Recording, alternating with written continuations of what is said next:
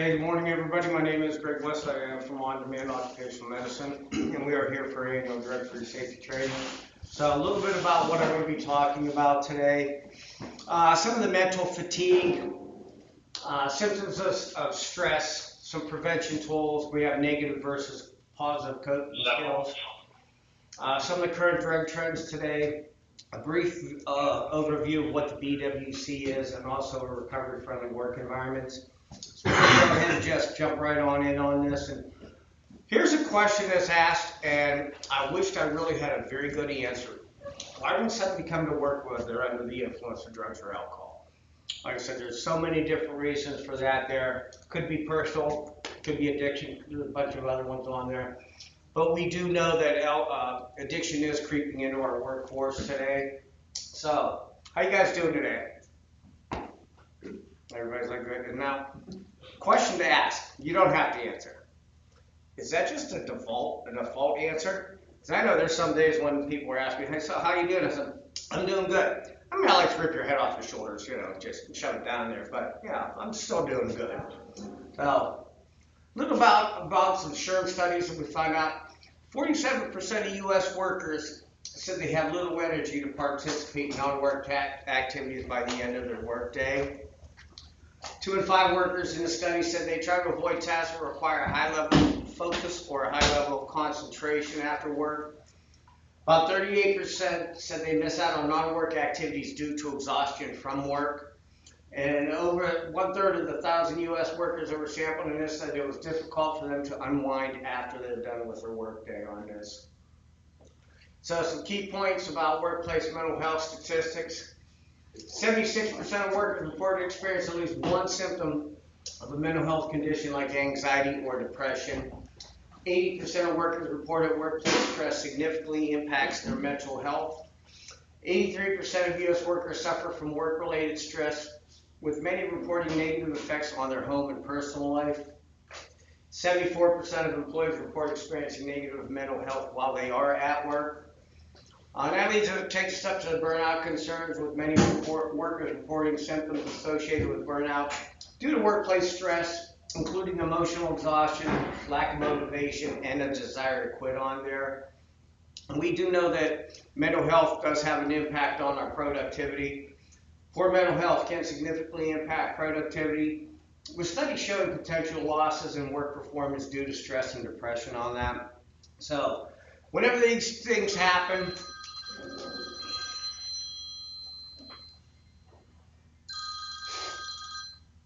sorry about that.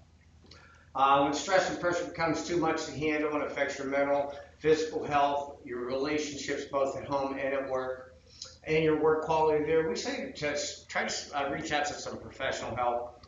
Go speak with a counselor, talk to a doctor, talk to a family member. One of the biggest ones on there, though, is talking to positive-minded people. Keep that in mind. So some coping skills for some stressful situations here. We have the negative ones, which is drinking or substance use. We start to yell at other people. We may start overeating, constant criticism, and that's not just of ourselves or others, but that's also ourselves, what we call negative self-talk on there.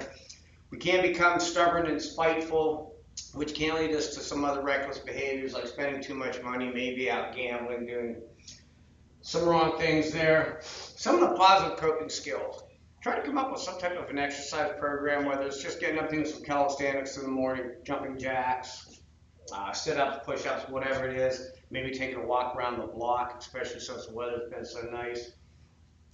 Try to come up with some type of creative outlet, whether it's writing, drawing, painting, something to take your mind and distract it from all the negative and things that are going on, and try to bring it into a positive frame of mind there. Maybe go outside and do some gardening while we still have the opportunity here. Playing games, that's a big one there. Had some board games. My ex-wife had them from when the kids were little that we used to sit there and play. My granddaughter looked at me, she goes, oh my God, you are old, Grandpa, aren't you? She goes, I've heard about these things, I've never seen them in person. I said, you are definitely out of my will on this one here. But playing some type of games with that there. Spending time with positive people. I cannot stress that one enough there. Come up with a gratitude list. Doesn't have to be nothing major or big or anything. Even just little things that you're grateful for. Being flexible and open-minded. And also another one there is setting limits and boundaries there.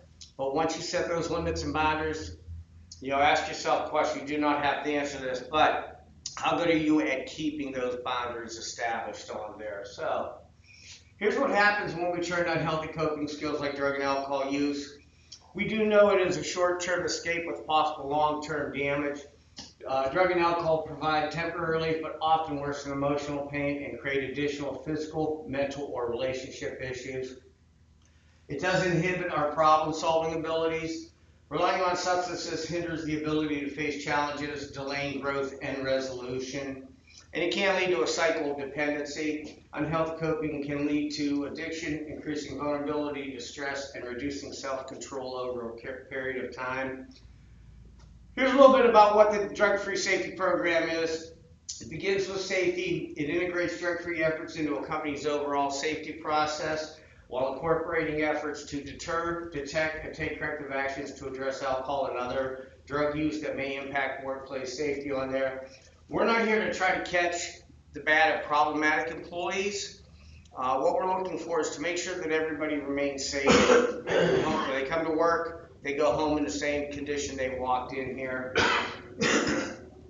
Little history of why we have the drug-free training and drug-free safety programs in place here. This is from January 4th of 1987 in Chase, Maryland. I'm going to go ahead and give you the Cliff Note versions of here.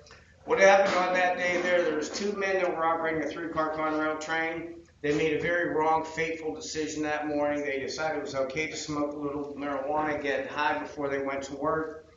They did that there. They get into the cab of the train, and they're going by. They hit a closed switch. They went over a closed switch.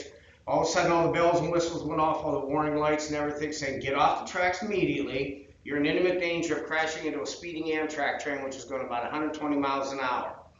They did not pay no attention to that there, and the end result there was they crashed into that Amtrak train there. It killed 16 people, injured 174 people. Out of that 174 people that got injured, some of them lost their arms, some lost legs. A few people were put in wheelchairs due to being paralyzed for the rest of their lives. I believe 2 people also lost their eyesight due to the flying glass and debris from the accident there.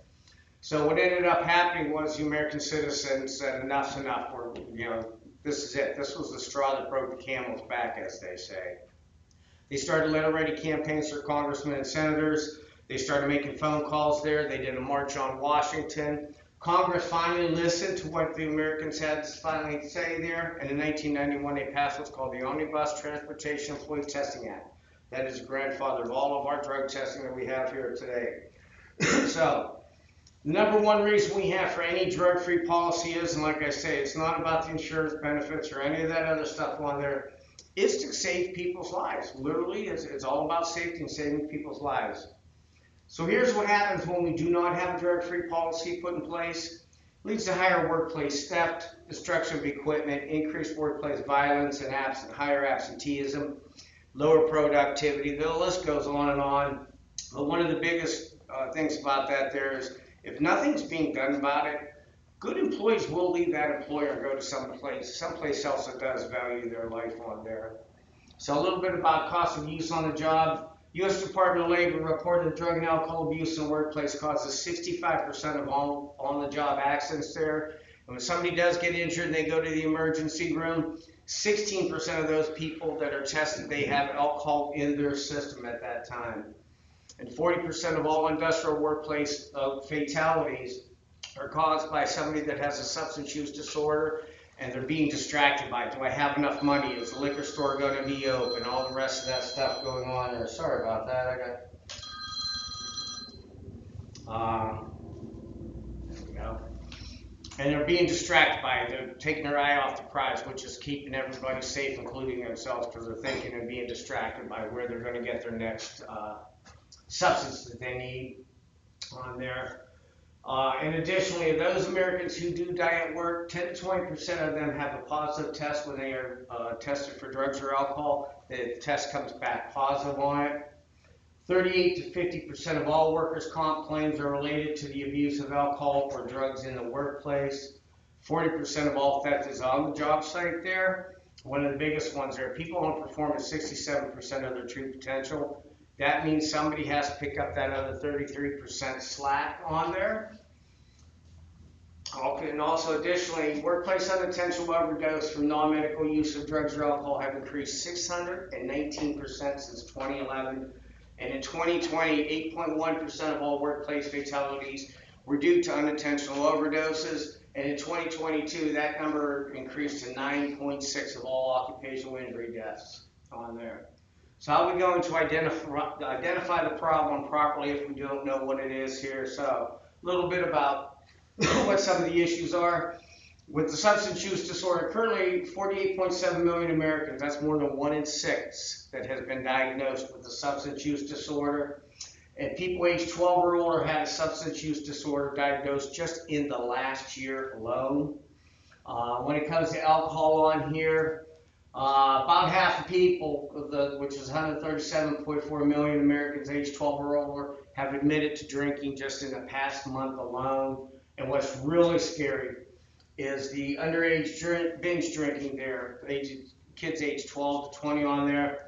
20.5% said that they are heavy alcohol users, and 54% admitted to binge drinking just over the last year alone.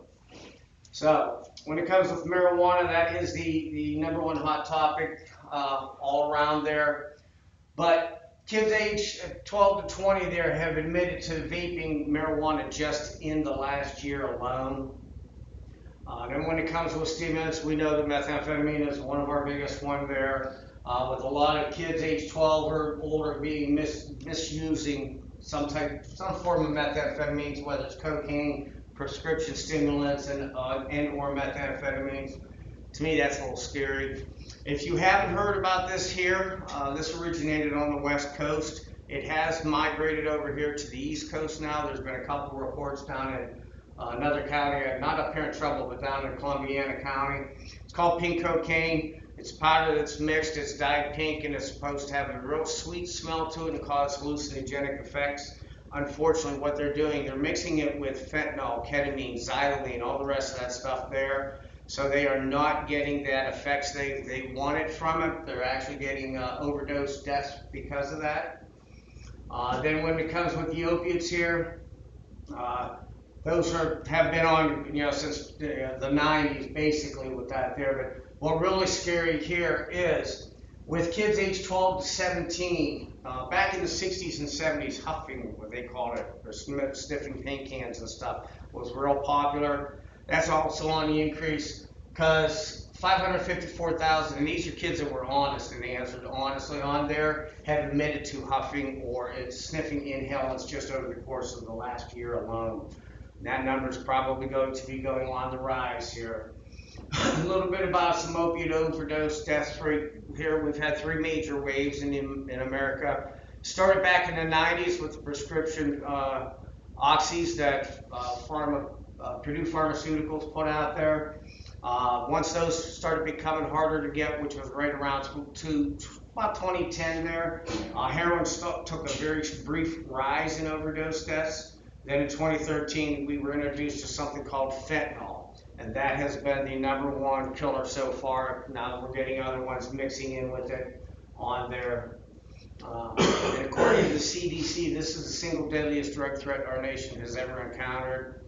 And in 2021, for the first time in recorded history, we hit that 6-figure mark with over 107,000 people that died.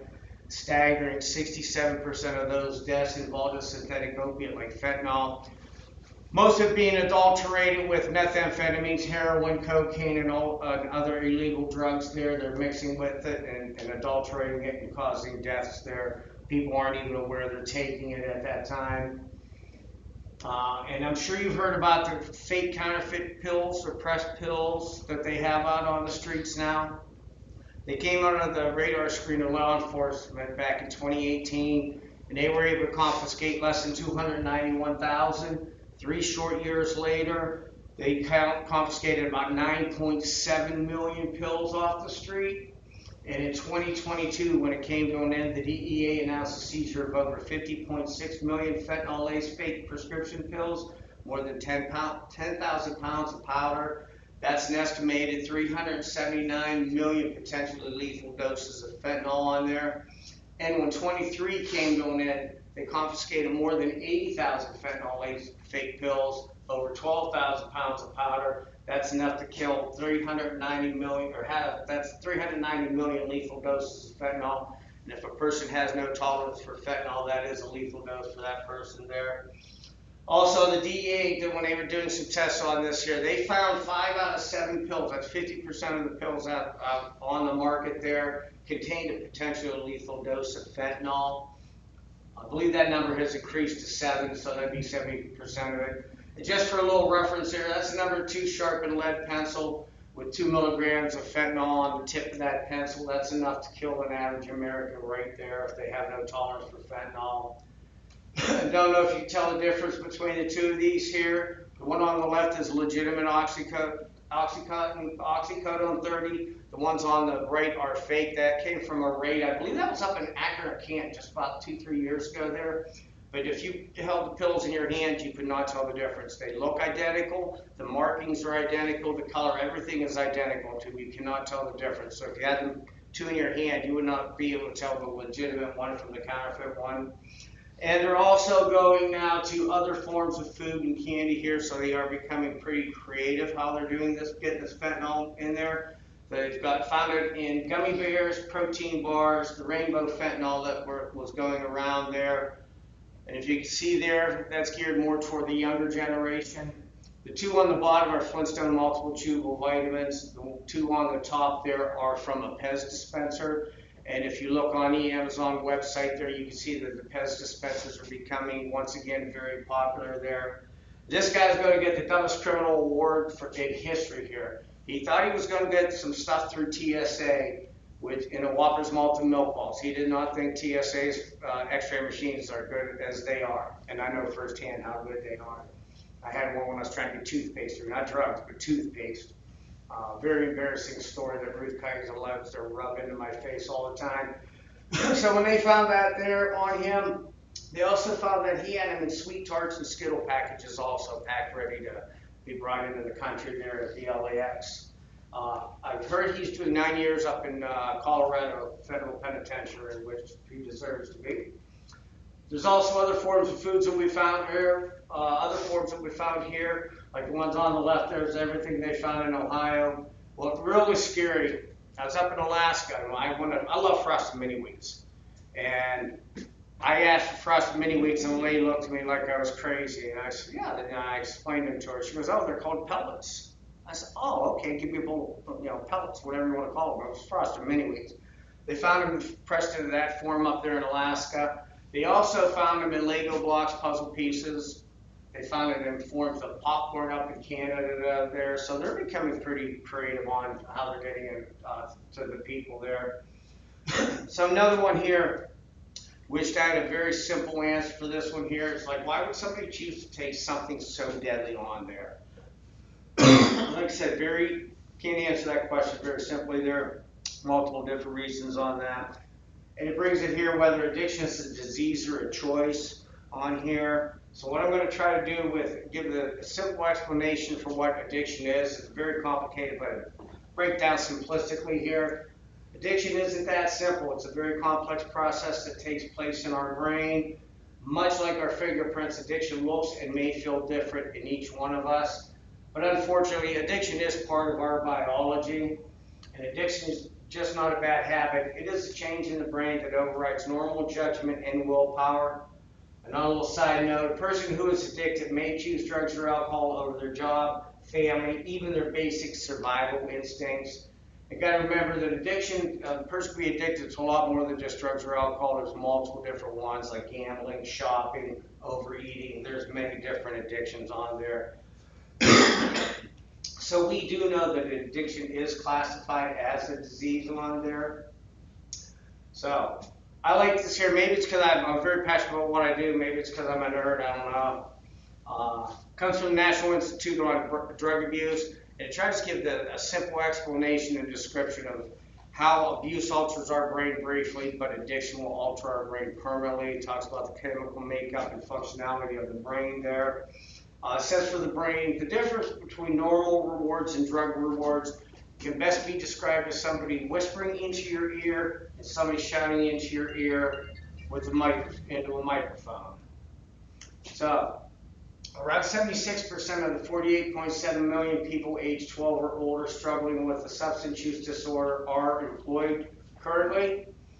And that brings us to marijuana and marijuana on the job. One thing is Ohio does have one of the best laws on the books, which is pretty nice there. Even though over 38 states have legalized marijuana in one form or another, the federal government still classifies it as a Schedule I drug, means it remains illegal on the federal level there. That means that each state has a different set of rules and regulations. No two states are the same. But no state law allows for anybody to come to work being under the influence. So we went live with medical marijuana in 2019 here. We went live with the 2023 recreational marijuana on here. And as you can see, it was very, very close to percentages of yeses and nos on there. But unfortunately, people that were voting for the legalization thought they were voting for the marijuana from the 60s to 80. Part of their advertising program was they called it Woodstock weed or grandpa weed, saying it was not harming anybody there because it was less than 2%.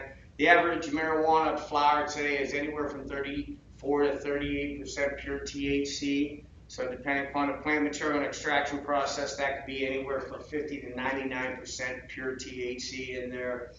And without any guidance or guidelines from the federal government there, the marijuana industry took a playbook out of the tobacco and alcohol playbook there, and they increased the potency of it very, very much. Let's just put it that way on there. And between 1995 and 2015, there's been a 212% increase in the THC content in marijuana flower. So obviously, the more potent a drug is, the stronger the possibility of addiction, and the more likely the person will continue to purchase and use that product on there. And when it comes with positives for THC on there, currently there's no test available that determine impairment on THC, has not legally been defined yet. Any guidance on that there, so there is no impairment on it. It's either you are positive or negative on it. This means that an individual testing positive for THC, they could use that morning, they could have used last week or even weeks ago on there. And urine drug screens are unable to make the distinction between previous use, recent use, or impairment on there. Then it brings to one another byproduct of it. It's called the CBD oils. People ask if they can use CBD legally and not fail their drug test. Can't answer that one there. There's two main problems with that there is the labels don't tell the whole story as it's currently unregulated, so they can do whatever they want to do. And even with trace amounts, it is possible to build up into your system. That means the CBD oils does have the potential to indicate a positive for THC. But once it's a positive for THC, no doctor is going to risk their DEA license to overturn a positive THC test result on there. Actually, I have a friend of mine, his dad's been a truck driver for over 30 years. This guy doesn't do anything wrong. He don't smoke cigarettes. He don't, have a shot of a toast of champagne at New Year's or anything like that. We were actually sitting in the hood of Youngstown. It was darkening. We were deep in the hood in Youngstown. And he stopped at a red light. I said, you know you have permission to run a red light. He goes, you do know that's against the law.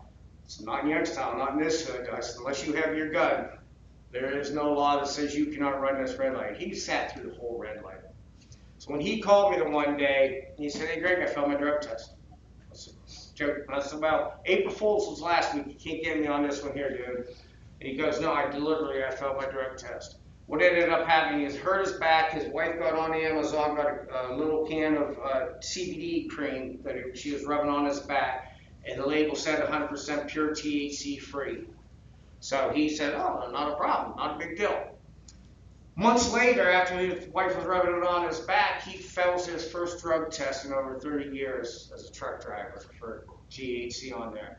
So when he brought me the can in there, I did some research on it. That was falsely labeled there. It had 450 milligrams of THC in there. There is a way you can do more research on it to find out the exact ingredients. They did not put it on. They lied to him. He had to go through all the procedures and everything to get his license back. He's never going to do anything like that again, he said. So when it comes to the laws, like I said, Ohio does have one of the best laws on the books there. And according to issue 2, employers still possess the right to maintain policies barring the use, possession, or distribution of cannabis in the workplace. Employers are also permitted to take action against employees' impairment, even when caused by off-duty use. Employers are still able to create and enforce drug-free workplace policies, including testing applicants and employees for cannabis use. They are still able to take adverse employment-related actions against individuals as a result of their use, possession, or distribution of cannabis. So based on the above, passing issue 2 does not affect how employers handle marijuana cases. As such, employers may continue barring the use or possession of cannabis while on duty or on the employer's premises. It also allows employers to continue testing for marijuana in drug tests and addressing positive test results despite lawful and off-duty use. Some of the examples of addressing the results include taking adverse actions such as disciplining, dismissing, or refusing to hire employees. So what does this mean to all of us? It means that if our employers do not want to permit marijuana use, they do not have to. Remember that passing issue 2 does not affect how employers handle marijuana cases, and as such, employers may continue barring the use or possession of cannabis while on duty or on the employer's premises. It also allows employers to continue testing for marijuana and drug testing and addressing positive test results despite lawful and off-duty use. Examples of addressing the results include taking adverse actions such as disciplining, dismissing, or refusing to hire the employers. Remember, we cannot be confused. Alcohol is still classified as a drug. Alcohol in the workplace can be extremely costly and dangerous. Drinking not only increases the possibilities of employees getting injured, it can also lead to more on-the-job accidents. Additionally, alcohol can cause lack of concentration and coordination in employees' work performance. But on a bigger note, it's estimated we spend anywhere from $33 to $68 billion each and every year due to alcohol and drug abuse in the workplace there. So some sobering facts there. 20% of workers reported drinking during the workday at least once in the last year. 11% of all workplace fatalities are alcohol related. And 16% of people that do go to the emergency room do test positive for alcohol in their system there. And you cannot be at work with a breath alcohol level of 0.04 or higher. That is considered a positive. Does not matter what the state legal limit is, and that is our workplace policy of 0.04. So if you test above a 0.02, you'll be asked to wait 15 minutes for a confirmation test. If you test between a 0.02 and a 0.039, you may be removed from duty for 24 hours. And also, if you're actively under the influence of alcohol, you cannot drive your vehicle. Doing so will result in local authorities being called, because if they find out the company now knows, they are liable and responsible for that. Doesn't matter what it is. It doesn't have to be a 0.08 or above. It's just a 0.04. If you decide to leave under your own volition, they will have to call the local authority and say, hey, Greg just took off heading west in his black car down there. That's going to take the responsibility and liability off the company and now put it onto that individual there on their own. So moving forward here, here's some substance use risks here that we know that they overactivate certain brain cell receptors and results in effects such as altered senses, changes in people's moods, impaired body movement, difficulty with thinking and problem solving, and also impaired memory and learning. Some of the physical health risks associated with it, with the respiratory issues there. Inhaling certain substances can lead to respiratory problems, such as chronic bronchitis, increased cough and phlegm production. It may also exacerbate asthma and other lung conditions. With cardiovascular effects, many drugs can increase heart rate and blood pressure, which might elevate the risk of a heart attack or stroke, especially in individuals with pre-existing heart condition. And with impaired motor skills, we do know that drugs and alcohol can impair motor coordination and reaction time, increasing the risk of accidents and injuries, including those related to driving. Some of the mental health risks with anxiety and paranoia, Some users may experience heightened anxiety, paranoia, or panic attacks, especially at higher doses. And then psychosis, and in some individuals, particularly those with a predisposition to mental health conditions, drug use can trigger psychotic episodes, including hallucinations and delusions. And then with the depression, while some people may use alcohol and drugs to self-medicate for depression, heavy use often worsens depressive symptoms over time. So the cognitive and developmental risks there, especially with memory and learning, substance use can impair short-term memory attention, short-term memory, attention spans, and learning ability, which can affect academic and work performance. Also with the brain development in adolescents and young adults, substance use can affect brain development, potentially leading to lasting cognitive defects and a lower IQ score. And while not everyone who uses drugs do become addicted, some individuals may develop substance use disorder characterized by dependency and withdrawal symptoms. Some of the social and behavior risks there, with impaired judgment, drug use can impair judgment and decision making, leading to risky behaviors and poor life choices. School and work performance, regular drug use can negatively impact educational attainment and workplace performance, leading to lower grades and reduced productivity, and then also the legal issues that are associated with illegal drug use. Some of the long-standing effects. It's important to note that the effects of substance use can vary widely between individuals and depends on various factors such as the amount used, frequency of use, the method of consumption, and also the individual's overall health and genetic predisposition. So if you or someone you know is considering using any substance use, including marijuana, or struggling with its use, consulting with a healthcare professional or counselor can provide personalized advice and support. You've got to remember that the duration of a high can range anywhere from a couple hours to more than 12 hours, depending upon various factors. So for those concerned about the lingering effects of drug use, especially in the context of workplace safety and performance, it's important to understand these variables and how they may impact one's ability to function effectively on there. Then we have the different types of drug tests here. We have the pre-employment. Pretty self-explanatory, don't go there if you're taking a pre-employment drug test while you're under the influence. Randoms, those are not chosen by the city. Those are chosen by Melissa from On Demand, or a third-party independent company. What happens is they send the roster, she picks the people out, says, okay, here's who's getting tested. Then you have post-accident. If you cause more than $500 worth of damage, you have to have a drug test done. If you have to go off-site for any medical attention, doesn't matter if it's a Band-Aid, stitches, amputations, no matter what it is, you have to have a drug test done on that one there.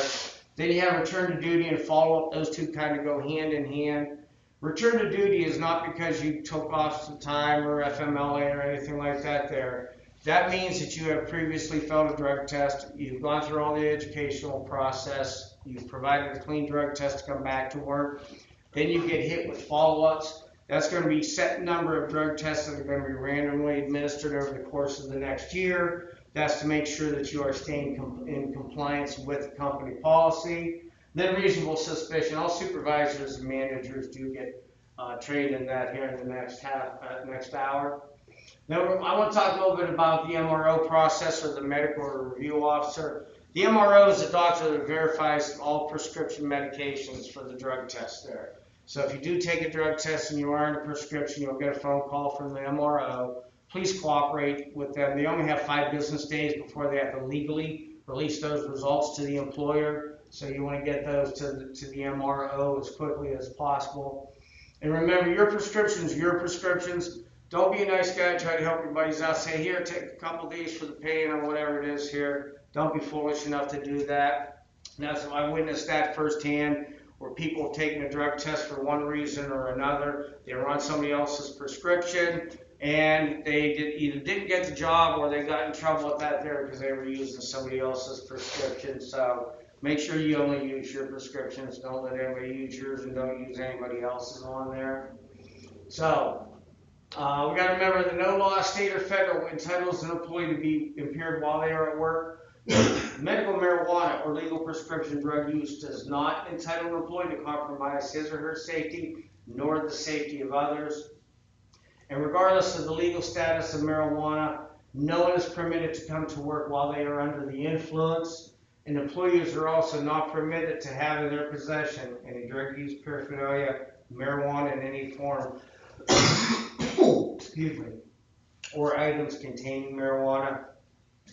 These laws do not entitle an employee to use in the workplace. And please make sure you understand the drug-free policy, know who to go to if you have any questions. Don't trust your employment with somebody else that may or may not know the answer. And remember, we cannot do this alone. Nobody really wants to be the bad guy, but by paying attention to these signs and symptoms of use, you could save a life. Heck, might even be your own life you're saving on there. These are breaks and patterns. If I worked with you guys long enough to get to know yours like you would get to know mine there. So these are breaks and patterns. Like excessive tardiness or increased absenteeism. You may see a pattern like an employee calling off on Mondays, after holidays, or after paydays. Watch for changes in their appearance. They may start wearing dirty or wrinkled clothing. They may start looking disheveled, or they may start neglecting their personal hygiene, which to me that's a pretty big red flag there. If a person doesn't brush your teeth, put deodorant on, comb your hair, do anything like that, something's going on. It may not always be drugs or alcohol. It could be some person going on, but something's definitely going on. Watch for physical symptoms like they start having tremors. They may start shaking. They may be staggering when they walk. They may have bloodshot eyes, maybe dilated pupils. They could have alcohol on their breath, or they're constantly using mints and gums to try to mask that smell there. They may have a runny nose, or they start constantly rubbing their nose like that all the time. They may start sweating. They may have clammy hands or starting to look spaced out. Watch for mood changes, like they start to withdraw from coworkers, behaving paranoid. They may become irrational or irritable. They may become argumentative or even short-tempered. They start acting inappropriately. They may become obnoxious, loud, or laughing excessively. They start avoiding people or meetings after lunches or breaks. That's another big red flag there. If they're very social, then they take break or lunch, and then all of a sudden they try to isolate. Something's going on. Multiple daily trips to the bathroom, or maybe they're running out to the parking lot to their vehicle all the time for stuff they keep forgetting. Or they may even start running errands during work time, or even sleeping while they are at work. So, some of our roles and our responsibilities, especially in today's drug culture, facing the epidemics surrounding us and the legalization of the Schedule I substance, one of the most important things you can do for your coworkers, for yourself, and for our community is to follow a drug-free policy. Remember, 75% of individuals that are battling an addiction are currently in the workforce. That means either A, you have in the past, B, you will in the future, or C, you are currently working alongside somebody that is battling an addiction and struggling with it. Try to reach out, get them help. Hopefully they're responsive to that there. And everybody that's been listening today does have the ability to save a life by simply paying attention to one another, and please do not be afraid to speak up. And with that being said, does anyone have any questions or comments? Okay, let me